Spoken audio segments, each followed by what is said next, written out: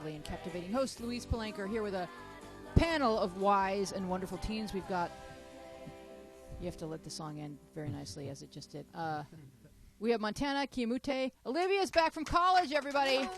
Let her know.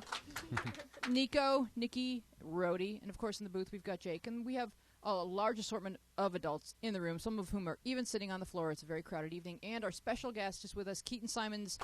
Let him know your appreciation for him. He's a very, very successful singer-songwriter slash other great talents that will be revealed throughout the course of the next hour. Thank you for being with us, Keaton. Thank you for having me.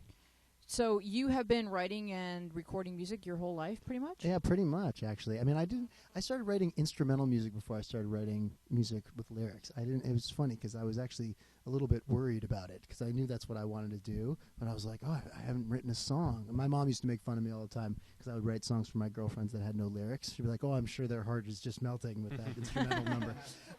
But when I did start writing songs with lyrics, I was like, whew, it was a big relief. I think for boys, it's two things. It's A, it's like a little bit too vulnerable to actually write your feelings. Yeah. And B, your voice is kind of always changing until you're like 17, so you don't really want to sing. That's true. Although I've been singing forever. Okay. Yeah. And you know what's interesting? Like I always watched. I saw on TV the typical kind of you get to a certain age and your voice does. I fortunately didn't actually struggle with that. It was an overnight thing. I had plenty of other struggles, but no, I remember it being more gradual than anything. Oh, okay. Really. Like I don't really remember. So you my sang voice right changing. through it? I sang right on through it. Oh, that's good. Yeah. Yeah. Anyone here struggle with the voice change? Nico, that sounds like something that would have been an issue for you. Easy. I'm not noticing anything lately. I remember Aaron, who used to be on the show, his voice changed like in one night. And and I came to the door, and Trish opened the door, because Trish is his auntie, and she looked at me and she goes, "Don't say anything about Aaron's voice." I'm like, okay, like what, am I the world's most insensitive person? But then I heard him speak, and it was really hard. You had to say something. Hello? Wait a second. What? You're 12. What's happening? It hit him. But now he has a nice, deep radio voice. And, all right, so do you guys have any questions for Keaton? He's going to do a song for us in a little bit, but I thought maybe you would have some questions about the creative process or how to get motivated. Because when you have a job that's really like, you don't report to anyone, it's just really up to you. And a lot of people I know are going to kind of go into that type of field where it's really going to be all sort of self-generated. So do you have any questions for, yes, Nikki? How'd you kind of get your career started? I started playing music from when I was really, really young, and so I just kind of let my passion and my real obsession with it lead the way. But, I'd put myself out there. When there was an opportunity to perform, I would perform. And I wasn't shy about it. I was confident, but I wasn't, arrogant or annoying or anything. I just was like, I love doing this, and so I'm going to do it as much as I can. All the rest of the process is it's such a process, and it's step by step by step. So, one of the things that I can always say to anybody who's starting out is don't allow yourself to get too discouraged, because adjust your expectations realistically. It can be a very discouraging thing to try to pursue your dreams that way, but it's so worth it in the end. Montana. First of all, I like your shirt. It Thank has you. Aretha Franklin on it and Elvis, and I was just like, ooh. But what's the song you're going to be playing for us, and what's it about, and how do you write it? Well, the first song that I'm going to play, and I'm still kind of finalizing my decision on which songs as we speak, but the first song that I know I want to play is one called Beautiful Pain. And it's a song that I wrote when I first met my girlfriend, Laura, who's right over there. But the overall kind of message of the song is exactly what I was saying before. Go for it. Put yourself out there. The lyric in the chorus says, you never lost, but you never won because you never fought and you never moved on. And it's just kind of about that. Like, allow yourself to get some skin in the game, and then you know where you stand. Q? You said that you started writing just instrumentals first. So do you write them separately now, or do you kind of... I don't actually. I try to leave myself open to writing and creating in any way possible, because inspiration is something that you kind of need to just allow yourself to be open to and let it take you over. But No, I am open to writing all different ways. Sometimes I start with the instrumental stuff and add lyrics. Sometimes I start with lyrics and add that, however it comes. Which do you find one or the other more challenging? I've noticed that it's actually becoming easier and easier for me to come up with melodies and song structures when I have existing lyrics. If somebody hands me a set of lyrics, I could improvise it into a song right away.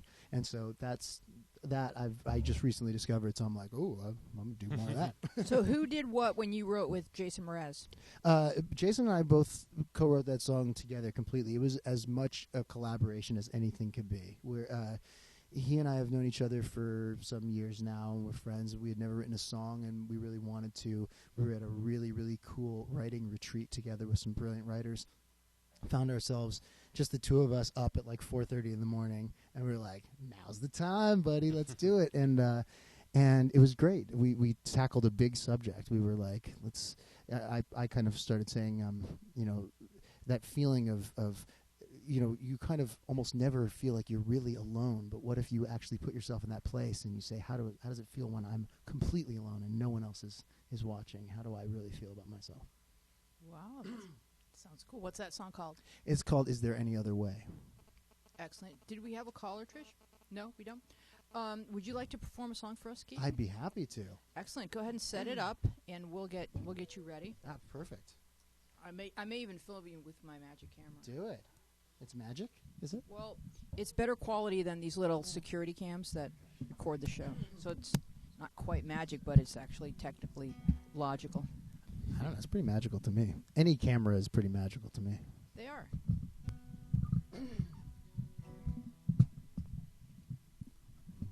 Awesome. So we're getting Keaton ready and Yep. Just putting the getting mic his on this microphone guitar. mic'd. Looks lovely. Beautiful. All right, here we go.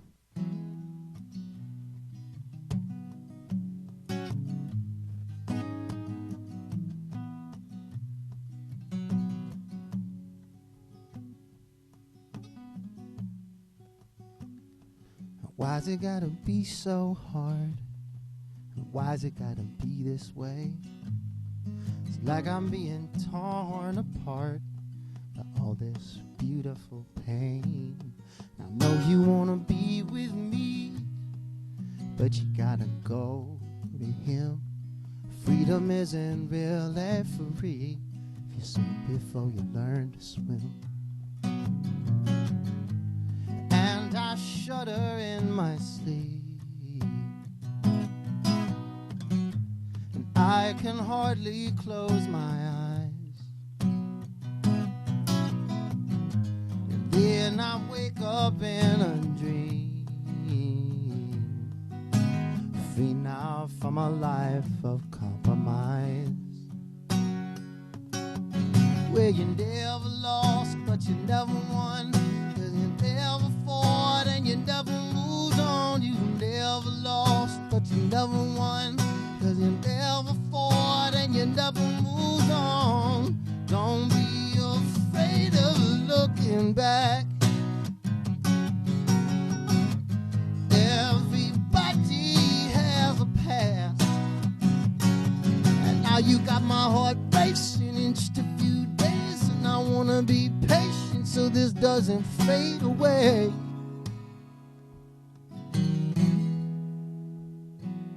So if you're gonna save a life, maybe it should be your own. 'Cause baby, we don't have much time before we go stumbling home. And I know that we just met, but what I never understood, that how can something be that bad when it feels this good? And I shudder in my sleep, and I can hardly close my eyes. And then I wake up in a dream, free now from a life of compromise. Oh, you never lost but you never won, 'cause you never fought and you never moved on. You never lost, but you never won. 'Cause you never fought and you never moved on. Don't be afraid of looking back. No, for everybody has a past, yeah. And now you got my heart racing in just a few days, and I wanna be patient so this doesn't fade away. No, so this doesn't fade away. No, so this doesn't fade away.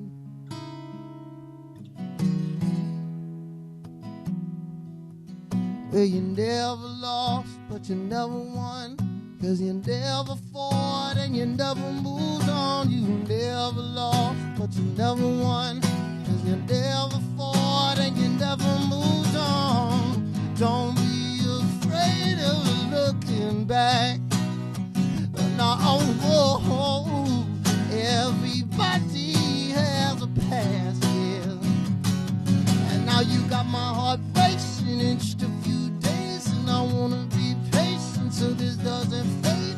Got my heart racing in just a few days, and I wanna be patient so this doesn't fade away.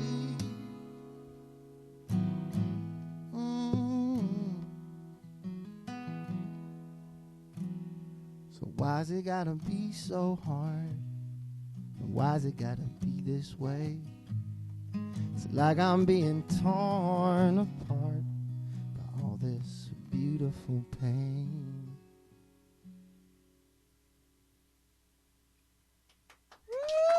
Thank you. That was amazing. Thank you. Unbelievable. Very, very beautiful. Thank you so much. Thank you so much. Is that your new hit single? My new hit single. That was the single that I put out last year when my most recent album came out. But I performed that on the Ellen DeGeneres show and did some really cool stuff with it. So where can people find that song and your new album? That song and the new album you can find on iTunes. It's probably the easiest place to go. Just search Keaton Simons or Beautiful Pain or either one. Also, Amazon, BarnesandNoble.com, all the regular places. Yes. Your local record store. You're right, exactly. Your local virtual record store. All right, let's just jump into some questions from some kids, and our phone number is 888-531-7171 if you'd like to talk to Keaton, if you have a question. I know a lot of people in the app were telling me that they were going to call tonight. Someone said, I think Nathan said he was just going to call and say hello, and I said, why don't you do that, Nathan? So we're going to go with some questions. We've got Kat, and she asks, I finally got my first kiss, and it was awesome. How can I get the person to ask me out? So is this a thing, as Jake would say, where people are just randomly kissing people that they're not dating? Is this a thing, and at what age is it a thing, and what does one do about it? It never happened to me. So that's why I ask, because I would be the first one to say, don't kiss someone you're not dating, but I know that people do. Come on, I'm realistic. So, Olivia, at college, are people just kissing people? What happens at college? It I don't never wanna happens know. at college. Don't Do ask not that tell me question. too much. Most of this needs to stay at college. Yeah, no, definitely at college people just kiss each other. But they do that everywhere. I remember what made me think of this was my first kiss experience where it happened to me and my three best friends all within the same week. And we were just at we were at camp, and you just meet people at camp, and then you're oh, they're cool, and then you go to the camp overnight. Yeah, those are dangerous.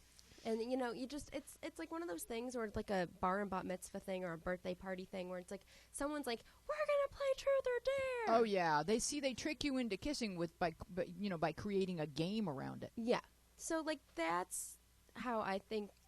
I mean, that's how everyone I know experienced their first kiss. It wasn't a serious thing where it's I liked that person, I was dared.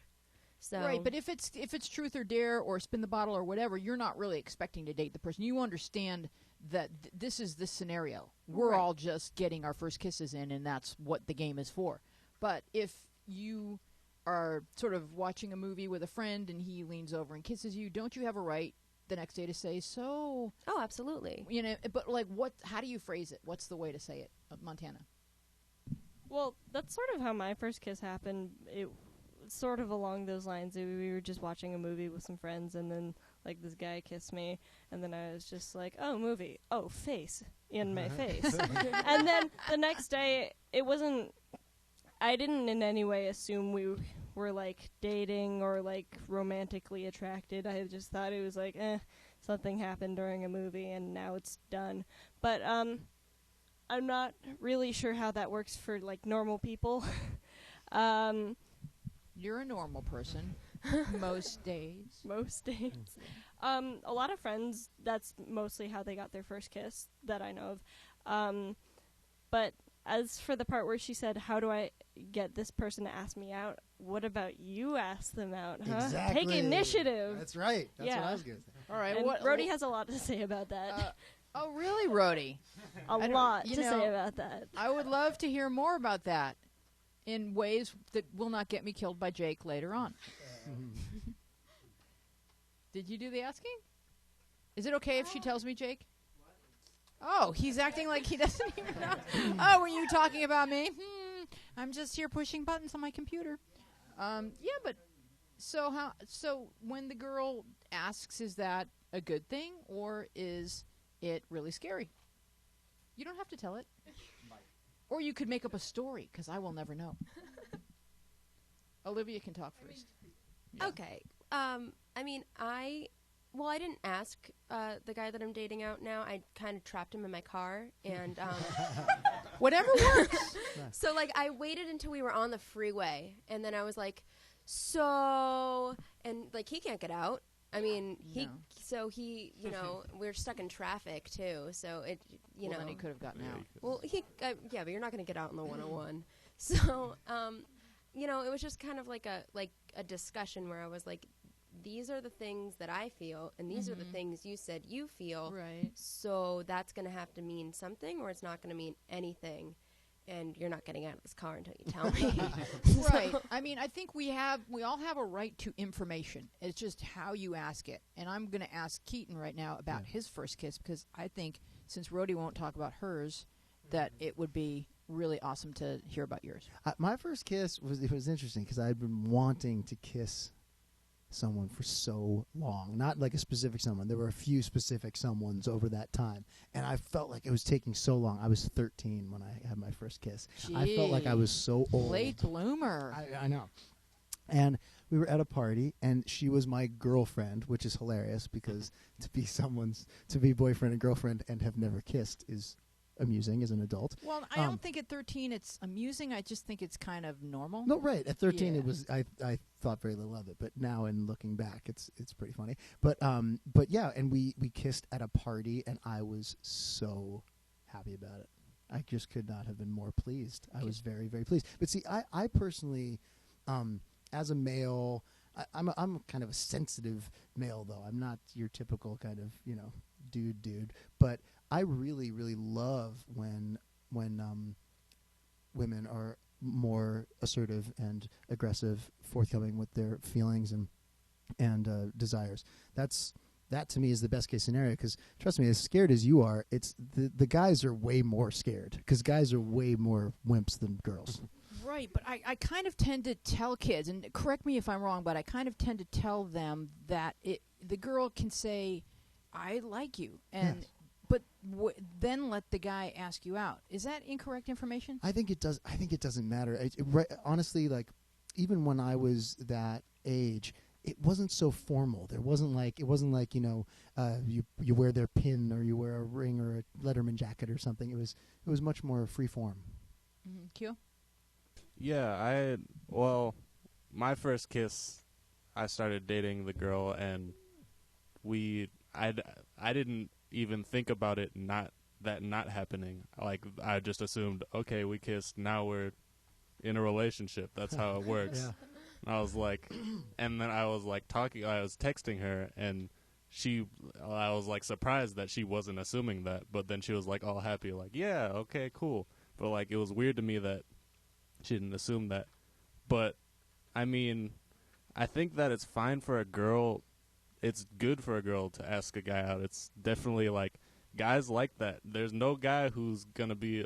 I mean, maybe there's some, but I think it's very rare where a guy's gonna be like, "What? You asked me out? That's weird. No, get away from me." Like, I'm supposed to be doing this. Like, no guy's gonna say that. So, and it's definitely very scary for the guy. It's not easy at all. Oh, I can't even imagine being a guy. Yeah. Just, you know, shaving my face would be bad. That's the first That thing would you be got. worse. Is that the having first to- thing you think of? It actually is. Women, the first thing that you think of when it comes to if you were a guy, don't we worry that you shaving your face would just be like so annoying? No, It is annoying. I What's just the let it happen. I would just let it You happen. just have a big ZZ beard. Yeah, and then I could Right. enter those beard competitions. Sure. And you could you seem really wise when you're twirling your long Oh, beard. absolutely. Except Or your mustache. not everybody Oh, yeah. gets the long beard. Sometimes it just grows to a certain Patches. point and patches. Yep. It's not great. Yep. All right, let's see. I believe in Let's my see beard. who's calling. Hello. Thanks for calling our place. Who's this? It's me. Oh, Mrs. Jordan Chris Colfer. Would you like to say hello to Keaton? Hello, Keaton. He's pretty cute. Hello, how are you? I love that you call and say it's me. She calls every week. Oh, well, it's good. She has a streak going. Oh, cool. Yep. How many weeks in a row? All of them. I have no idea. How many have there been?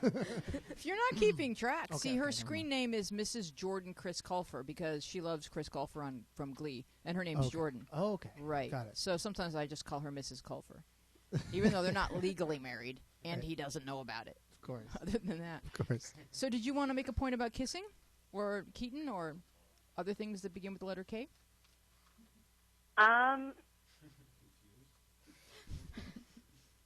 So I called because I was calling to say hello, but then the person who answers the phone was asking me if I'd like to share my story, so I thought I would. Okay, wonderful. We're listening. Okay, so the summer before ninth grade year, right at the end of the year, I asked this guy out, and he said yes, so that was nice. We were at his family lake house. I'd say marry into that family.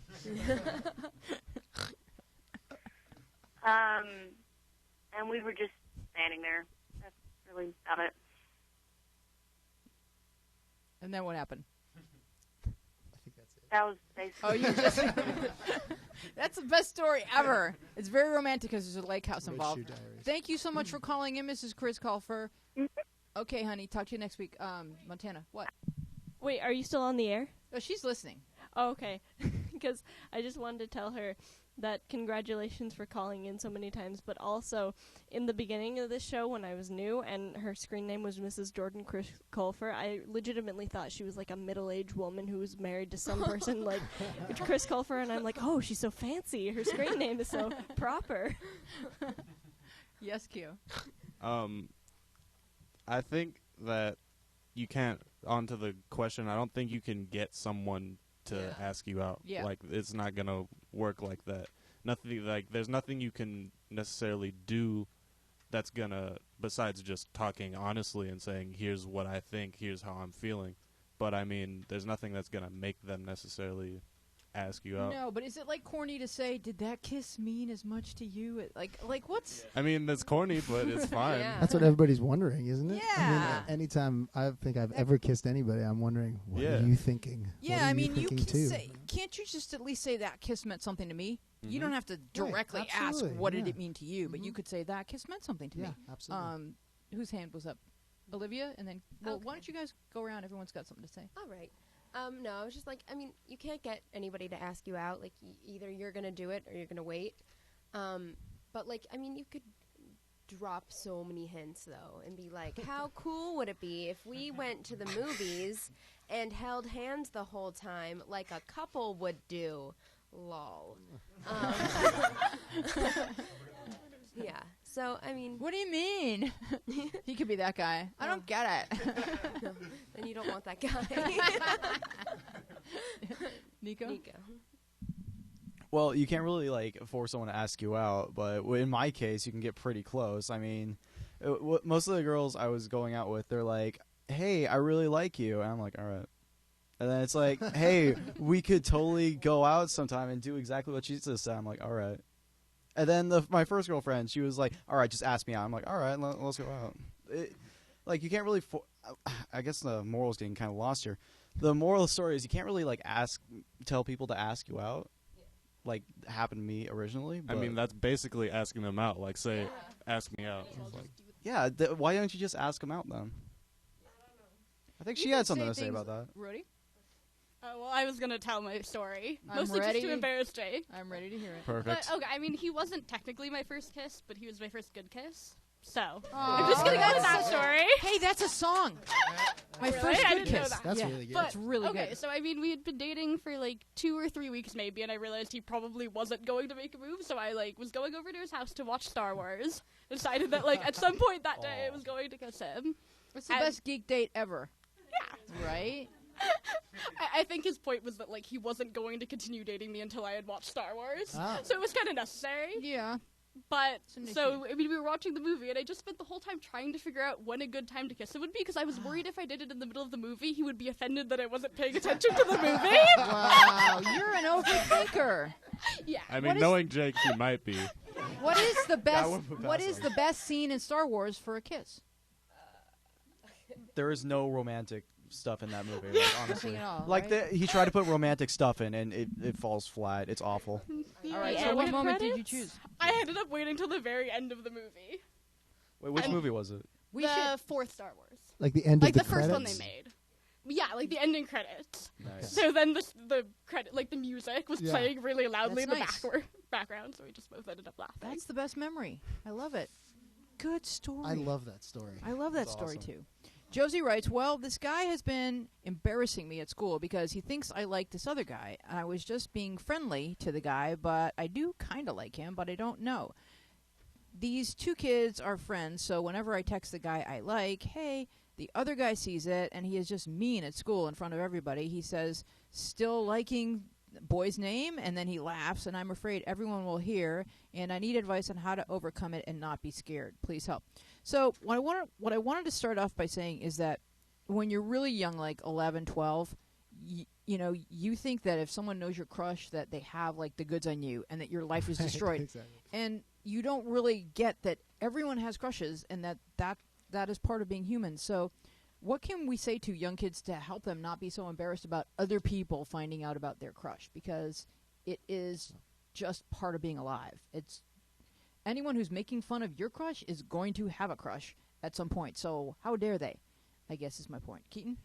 Honestly, most people who are behaving in an extreme way are usually overcompensating for something or other. So, you know, in this case, the first thing that my mind goes to is this other boy has a crush on her too, but he doesn't know how to tell her, and it all comes down to a breakdown in communication. I really think if everybody is able to kind of just speak their mind, own their truth. I mean, it's so hard at that age though, because that's where I wasn't able to do that then either. Yeah, it's a really vulnerable place, It and it's like is. you just think, oh my gosh, well, you know, it's kind of like the news cycle. Like no one really wants to be, you know, that story that day at school. Right. Like even if your mom says to you, you know, tomorrow they're going to be talking about someone else's crush, it doesn't really. Hopefully, your mom would have the wisdom to say that to you. Yeah. Because most moms are just like, well, get over it, because, you know, all kids do this. But it's going to be like sort of a 24 or 48-hour cycle, and they will be moving on to the next crush. And Definitely. When I was going to say, when Yeah. I was a little kid, I like just a somewhat comparable story. I used to wear tank tops every single day to school. It was like my thing. I That wore a is tank top badass. every day Yeah. in 7th grade. And then in 8th grade, I wanted to start wearing shirts, and I was really, really self-conscious, really embarrassed to wear a T-shirt. And so it just goes to show that it's all in your head. You no, know what I because mean? it was a change that people would notice. Exactly. And so but that's where the fear lies. It's all in your head. It's not about somebody knowing your crush or you wearing a T-shirt. It's about overcoming that fear to be you. And what's like one of the first things that happened to you today on this show? You got a compliment, compliment on on your my T-shirt. T-shirt. Yes. Exactly. Have we learned something, children? All right, Nico. I remember when I was a lot younger, and this one dude told a class about my crush, and the first thought that popped in my head was, okay, how am I gonna salvage this situation? And I just really, my mind kind of just blanked, so I just rolled along with it and was super cheesy, like, oh yeah, baby. Oh my gosh! That's And like then a just sitcom moment. Like, instead of the class just giggling at me, they just started like bursting out laughing, and that was pretty much the end of it. Well, we were girlfriend and boyfriend, but in the sense that like elementary school kind of thing. But you diffused it with humor, like you owned it, but with your own personality. Yeah, you just gotta. If you just go along with it, no one's really gonna care. In fact, they're probably gonna find you a lot funnier. Yeah, you need to say that line at your wedding. Oh yeah, like with the voice and everything. Instead of I do. All right. Well, give us a call, 888-531-7171. We are Our Place Out Loud here with Keaton Simons and a panel of wise, wonderful teens. Did you have a point about crushes, Keo? Yeah. I mean, there's nothing that's going to get you over embarrassment that easily. It's kind of a change in your way of thinking. It's like, there's nothing wrong with you liking that person. It's fine, but it's understandable why you're going to be embarrassed. I just wanted to say what I would have done if I were in this situation, and then what I think you should do. Okay. Because what I would have done isn't the right thing to do. But I would have turned it on them. Like, I would find out who they like, or I would have just made up a thing. Like, I would have been like, oh, you like this person, and maybe they don't like that person. It doesn't matter. I would have been like, yeah, you like that person. And then I would have just kept on saying it every time that they brought that up to me. What I think you should do is just be like, maybe, I don't know. I don't know if I like this person, but I might not.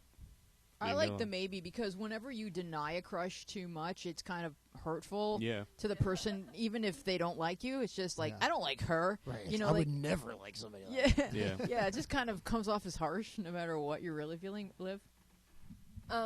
My crush when I was in elementary school, I had like the same crush for the entire time I was in elementary school. And at one point he was like, who do you have a crush on? And I was like, I don't know, maybe, probably you. What? I didn't say that. Like, we were like in art class, and like we were like constructing like these clay, like it was like we either had to do a cup or a candle holder. And I remember this so vividly. Like, I was like molding like the arm to the cup thing, and I just like snapped it in half, and I'm like, oh my god, whoa. Did I just say that out loud? Yeah. Montana? Oh, yeah. Not as good a story, but when I was in middle school, I had this crush. He was pretty awesome. He had a goat, and he could ride a unicycle. Wow. That's a keeper. Yeah. Even now, he's... Isn't he basically Rolf from Ed, Edd and Eddy?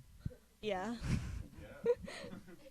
But then I liked him, and my friend, like, told him I liked him, and I'm like, what? Why would you do that? And then I, like, freaked out. But now I, like, think about it, and I guess what I'm saying is it sucks then, but once you get to high school, it's just so much fun to make fun of, because when you're in middle school, it seems like the end of the world if the person you like knows you like them, but then you're in high school, and then it's worse if the person you like doesn't know you like them.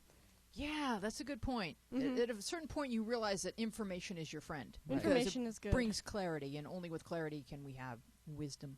Yes, Keaton. A lot of these questions kind of come down to, how do I not feel afraid? How do I not feel embarrassed? I think you can't not feel afraid. You can't not feel embarrassed. Everybody's going to have those feelings. It's about being unafraid to be afraid. Put yourself in those positions. That's really well said. Thanks.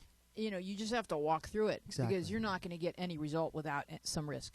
And trying to avoid it, you're going to get into all kinds of weird crap, like making stuff up about people and spreading rumors and stuff like that. Yeah. Which I totally understand the drive to do that. But Let's I'm spread glad some. you know that that's not the right thing. Right. Let's spread some tonight, really.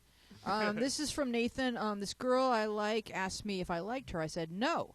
She seemed mad. Now note that he likes her.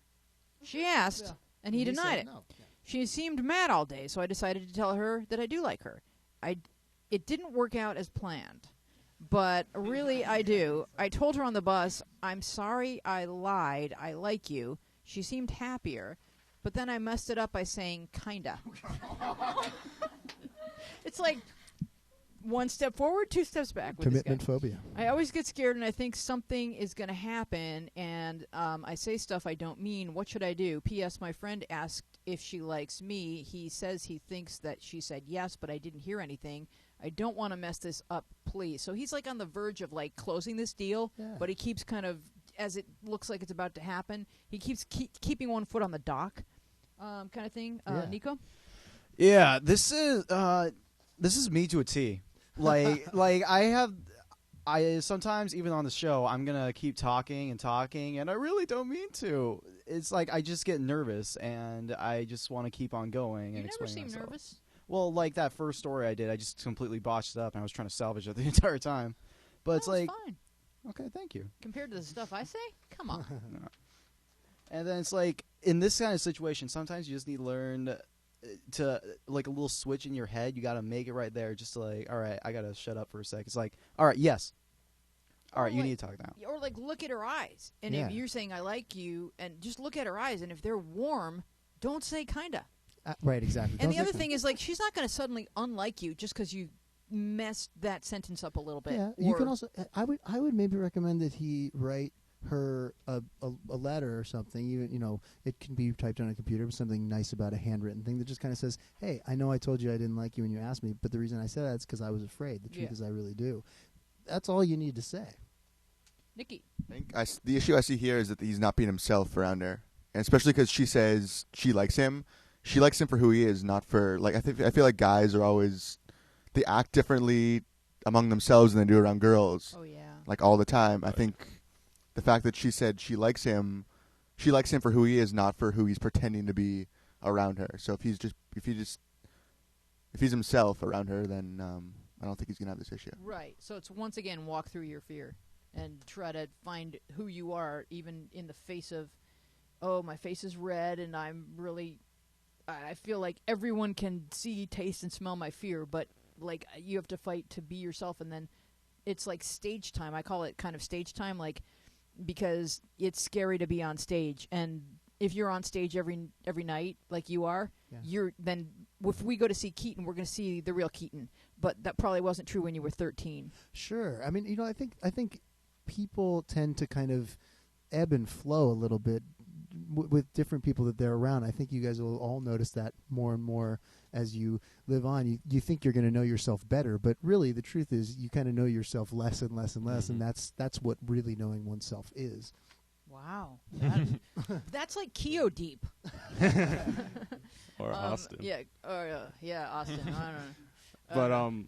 But yeah, I think that you get in a situation and you're like, you don't know what you're doing. Like you have this thing planned out in your head, and then it all burns. Like it goes it goes like you don't remember it. It's gone now. Because you're in the presence of the girl. Yeah. And that she's like the white it's light. It's just too much. Yeah. So my advice, I like the idea of writing something down and giving it to her. I don't know if I would have done that because I would have been like, what if she gives it to somebody else? That would be like I don't want anybody else. Yeah. Yeah. So if you don't want to do that, I would say write it down anyway, and then at least you have some visual thing that's in reality that's something you want to say, and then you have it, and then you can.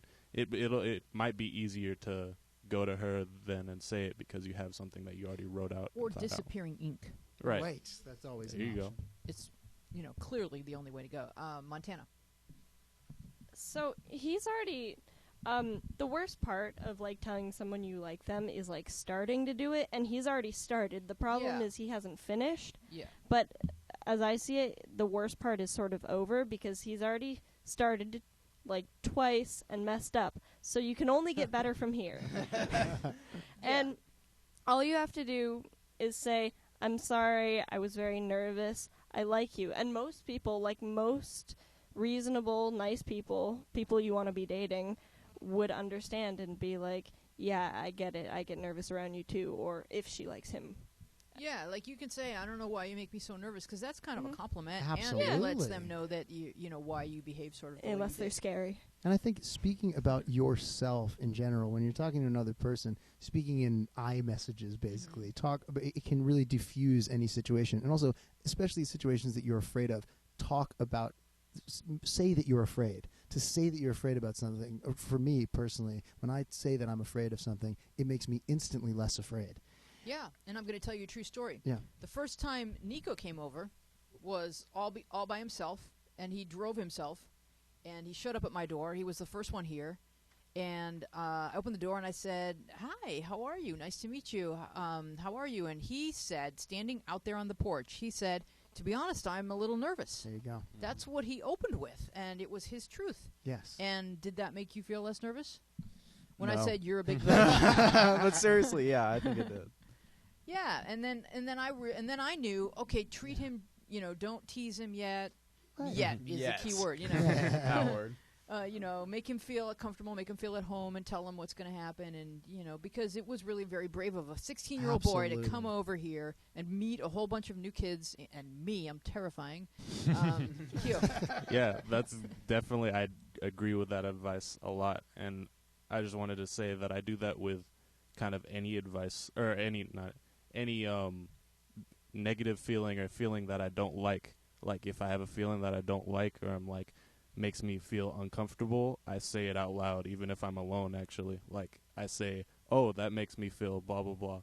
And then it's kind of like something I can deal with then rather than just being some vague idea that's in my head. Name it, claim it, something else that rhymes. Right. Liv? Just about like being nervous, and like my first time on the show 4 years ago, I remember like right before I came, because we had met before. Well, I know you, and then we met for lunch, and then you were like, "Come do this," and I was like, "Okay." So I remember I was like, "All right, there's going to be a camera," so I spent 45 minutes picking out my socks. That's the cutest thing since the Star Wars story. No, I'm not even kidding, though. Like, I knew I was going to wear my favorite flannel and then leggings, and I knew I was going to wear my boots, but I couldn't find my blue socks. So now I needed to replace the blue socks. And I'm like, oh, my God. Like, I was so freaked out that I didn't have these socks, and I feel like I was transferring my feelings of being freaked out to come here and have to talk to people. So I was like, these socks were like my replacement. And then once I found the socks, I was like, oh God, I'm nervous to go on the show. But, it was like, what was it? Aaron, Austin, and Austin, yeah. Yeah. Aaron, Austin, you, and I don't remember who else was here. I think that was it. Really? We were. And then my dad sat in the corner. Your dad sat in the corner. Yeah. It was a good night. You were good instantly, by the way, P.S. Thanks. This comes from Bubbles. I have this friend who doesn't keep up with her hygiene. Sometimes she can be quite smelly. Yo. My mom's fine with me staying. We have a lot of kids in England and Australia who refer to their mothers as mom. Of course. My mom's fine with me staying in my other friends' houses, but not this one friend. My friend is curious why I'm never allowed to stay with her, but I'm allowed to stay in everyone else's house. How can I change my mom's mind? I think that maybe, if your mom thinks that her house is going to be kind of similar to her, maybe not so tidy, maybe the first thing would be to speak to her about her hygiene, because if you can smell her, other people can smell her, and then that means that she's not really able to establish certain friendships, and she has no explanation as to why things are going wrong at the beginning when there's a real simple answer. Because I work with a lot of kids, and there's that one kid that doesn't get the deodorant memo at 14, and I'm happy to pull that kid aside and share that information, because it's really going to help them. In the moment, it's painful, but it's really after 24 hours of being embarrassed, it's like, wow, that's really all it takes to get people to stop running. Liv. Before I get to, how to approach her about, being all stanky, I think your mom might have a point as to why you shouldn't go there, because if she doesn't know about personal hygiene, like showering and brushing her teeth, that's probably a reflection on her parents. And that's a responsibility thing, where it's if you don't remind your kid or you don't teach them these things, I feel like it says a lot about that household, and it might not be the best thing. Your mom might have a genuine point about you not going over there. Well, does your mom know her mom, and have you guys ever been over to the house or whatever? I mean, because I would say that you staying over there isn't the priority. The priority right now is that even if the house is kind of maybe not not the cleanest place, the kid could still use a little bit of advice about personal hygiene, because it really only takes like a couple of quick things to be presentable and to have other people responding more favorably to you. So, because some kids are going to grow up in a household like that, and they're still going to go on and have like fantastic lives, because we're not our circumstances. Right. Liv. I guess another, like, a way to do that, like, to, pull your friend aside, or is to have her stay over and then get ready in the morning together. And, like, if she sees your routine, like, then she'll kind of, like, vibe off of that, like, oh, okay. And Or it's you like, could say, you should totally try this. yeah, It's really good. or like, I'm going to take a shower. You want next? What's a shower? But I think that's a brilliant idea, actually. The first thing I thought was just to have mom, or to maybe have dinner over at their house, just so they can kind of scope out the scene and see that's what's good. going on. Yeah. But I love the idea of having her stay over and kind of be able to lead by example and say, hey, in the morning I wake up, I brush my teeth. Let's do that together. Let's do that. Let's brush our teeth. Yeah, because you don't want to blame the kid for stuff that's going No. on in the household. It's really not her fault. Absolutely. My mom had a sort of similar situation with one of her friends, who shall not be named, and You mean Stinky McGee? Recently? oh, Smelly Stinky Carol. McGee. And it wasn't really just her; it was everybody who was around this girl, and it wasn't. She wasn't in a position to like tell her like they weren't that close of friends. Like I feel like when you're really close friends, you can tell them tactfully, Yeah. but like be like, hey, you might need to shower a little bit more. Like I've had friends tell me that before, but like if it's just sort of your friend, you can get them like body wash, which is like it's not weird because it's a common like present for like birthdays, and be like, hey, look how nice this is. It's like cucumber melon. Don't you want to try it now? Cucumber melon. Like, yeah, now. Fruity bath? Liv? My best friend in the whole world, I have the three, and then we just all hang out together and with nobody else. We were like 13, and my one friend, her feet smelled like dead bodies. So, and the other three, we all discussed it. And we were like, how do we go about this? Because it's summer, it's sandal season. This is going to be Something must be done. Yeah. So, we all went out for pedicures. And then we went back, and we went back to the house, and we were like, wow, something doesn't smell right now. And then she was like, yeah, I know, I noticed that. It's actually okay in here.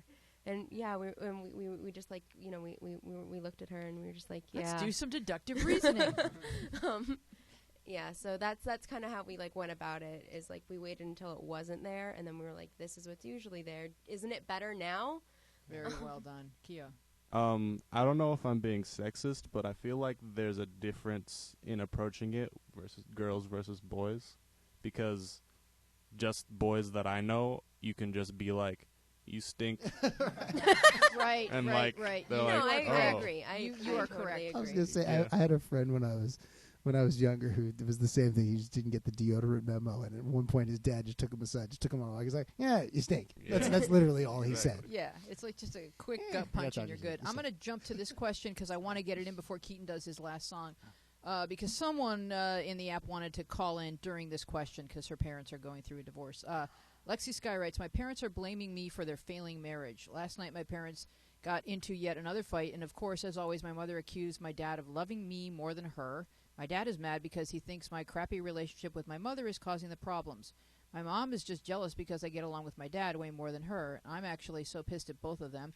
How can they accuse their child, who is not a bad person whatsoever, for their marriage issues? My mom flat out told me that if we get a divorce, it is your fault. Isn't this, adult 101? I know. It's not the kid's fault ever, ever, ever. What the Exactly. I was going to say, hopefully this is not common. I've only heard of circumstances where kids are like, I feel like it's my fault, and the parents just say, of course it's not. heck? Right. I've never heard of parents literally blaming their children for I their thought divorce. this was right up there next to do not drink and drive. Totally. As just being kind of something that's the earth revolves around the Right, sun, exactly. and you never blame the children for a divorce. So I'm really sorry that you're going through this. Go ahead, Liv.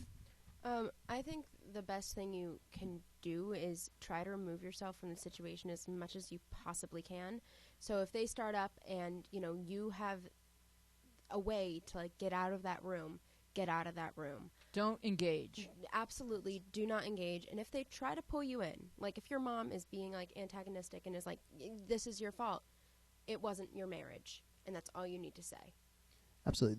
The reason that it's such a, catch-all that it's never the kid's fault is because it's never the kid's fault. It's as simple as that. It's not just that's what you say. That's the Right. truth. When two people are married, if they're getting divorced, it's not their child's fault under any circumstance. I'm sorry. You're good at this. Thanks.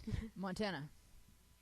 Proof that it's not ever the kid's fault is most of the time, like, people get married or have some sort of relationship with each other and then they have the kid. It never happens that It does happen. No.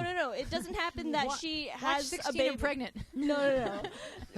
What I mean is, it never happens that she has his baby and then they meet. Oh. Right, exactly. Yeah. I Like, hope so. that doesn't, and then they get married because of the kid told them so. It's always they How at could least it be knew her each fault? other Right, before exactly. they had the kid. I So mean- you were brought into this. This is not your fault. Yeah, and even just the way that she's brought in kind of shows how neither one of them should be in a relationship with Exactly. anyone because it's so toxic. Like, who else is in the room? And you. Right, exactly. Why are they blaming the Like, furniture why are you too? fling you at her? It's just awful. Like, you're the weapon. Nico, your hand was up. Yeah, what happens in a lot of arguments I've found is that people want to think that there's just one central tumor. They just got cut out and, you're perfectly fine. That's not how it goes. There's a lot of stuff that goes into an argument. There's a lot of stuff that goes into people blowing up at, like, to a point where they want to get out of a marriage with each other. Yeah, like, have a And- dog before you have a kid, just to see if you can handle anything tense. Blaming the dog. Yeah, it's you, Lassie! You bitch. You love the dog more than Damn it, we You love the dog. Nikki. I think a way to avoid this situation is to hang out at your friends. If you have a best friend, just hang out at their house all the time. I mean, Till just the get out, storm just blows get out of the house as much as possible, and like show the parents that you're not there and it's no different. Like it's obviously Yeah. not your fault. So don't worry about it. Like Yeah, just you- get out of the house and don't think about it, and it'll pass over. All right, we're going to jump to Keaton's Okay. second song, just to make sure we get it in. I know you had a thought there, Keo. No Do worries. you want to go ahead and set this one up? Absolutely. Well, yeah, I was going to do a song. What were you thinking? The Medicine? I was going to do a song of mine called The Medicine just because it's kind of a rocker. I mean, I'm acoustic right now, so it's only going to be so much rocking. But I think you guys will dig it, and it's kind of the theme of the song. I guess in general is like, I wish I could snap my fingers sometimes and be really good at stuff that I'm not that good at, And but I mean, just as a final thought, I totally agree with you. Like, it's so much easier said than done. Just know that it's obviously not your fault. Well, yes, we all know that. But when you've got somebody who's your parent who is supposed to, is in the position where you're supposed to listen to what they have to say, and they're telling you that, it's very difficult to, to ignore it. But really, really, really, really just try very hard to know inside deeply that it is not your fault, no matter what they say to you, no matter what anybody says to you. It is not your fault, period. Perfect. That's what I want to say. Very good. All right, you want to hear this? Yes, I Let's do. do it. I'm taking this off for now. Okay. Just for this.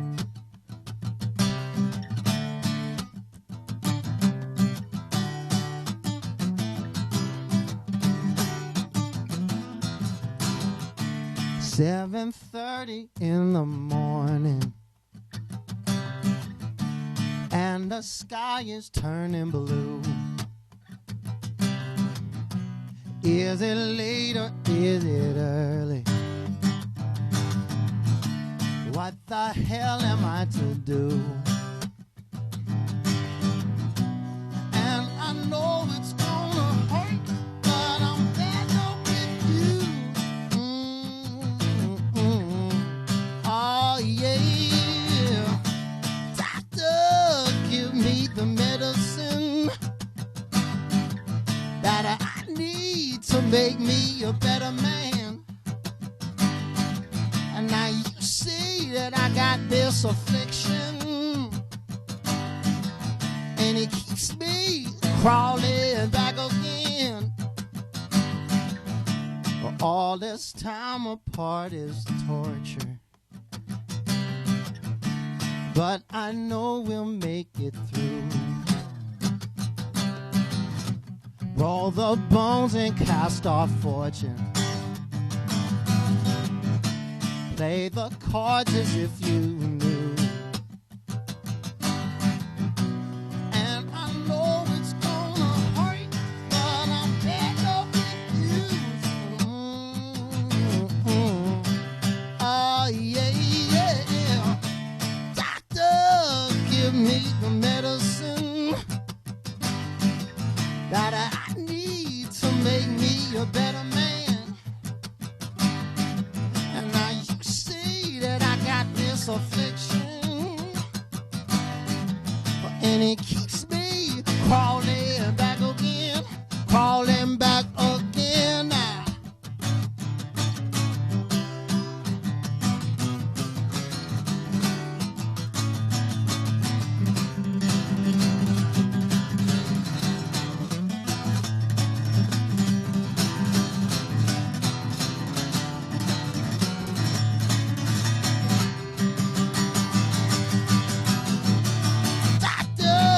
Give me the medicine that I need to make me a better man. And now you see I got this affliction, and it keeps me crawling back again, crawling back again. Now doctor, give me the medicine, doctor, give me the medicine to make me a better man. I need, and you see that I got this affliction, and it keeps me crawling back again, crawling back again. Woo! Thank you. Wow. That was spectacular.